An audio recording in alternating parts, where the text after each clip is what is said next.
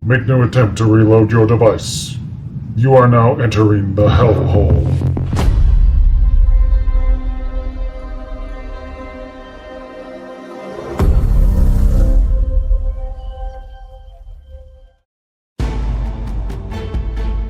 Inside Edenia's royal palace, Dagon arrives to deliver news of Delia's demise. There, Emperor-in-Exile Reiko is using his studied knowledge of dark mystic arts to consume the still lingering souls of Queen Sindel and King Gerard. The successful transfer further enhances his powers. Quan Chi is impressed.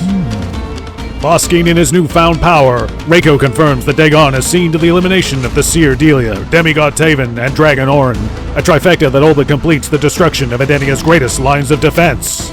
None of them realizes a bruised Jade has followed Dagon back to the palace and is watching from the shadows.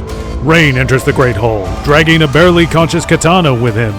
Instinct compels Jade to leap to her princess's rescue, but before she can leave the shadows, an unseen figure seizes her from behind. Li Mei crouches in the dark, holding Jade back.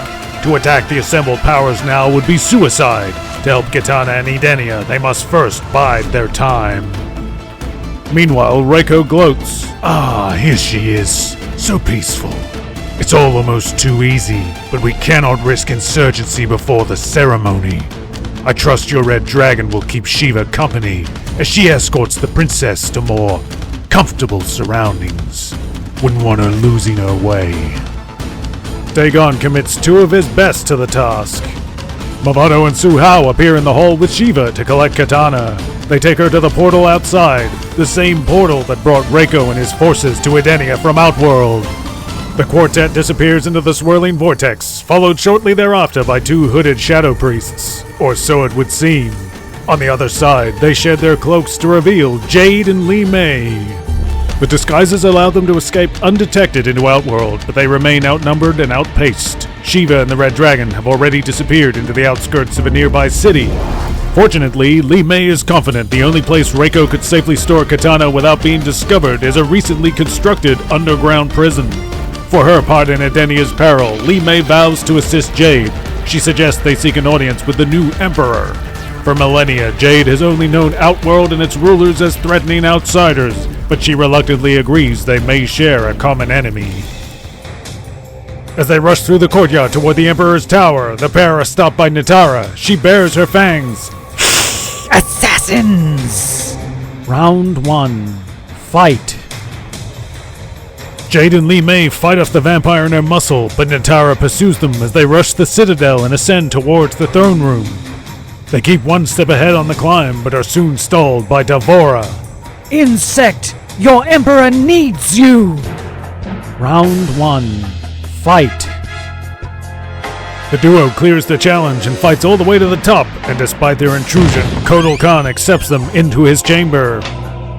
Jade and Li Mei desperately outline Reiko's bloody incursion and petition for forces to bring Reiko to justice. Emperor Kotal is measured in his response. I sympathize with your people's plight and offer you safe passage through Outworld.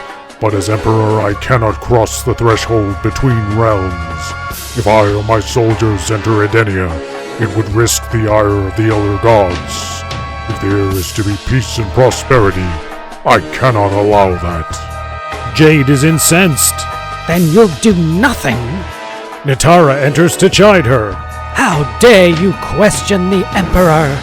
Kotal contains himself. I will fortify my defenses and prepare for war. As Jade and Li Mei exit, Kotal summons Chameleon. I have a task for you. In the courtyard, Jade is fuming. This has been a complete waste of time.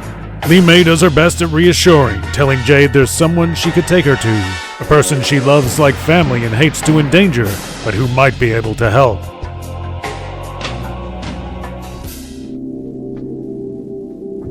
Coming upon a humble building, Li Mei leads Jade into a dimly lit dojo. There awaits the martial arts master who trained her, Boraicho. The master greets them. Li Mei, what a pleasure.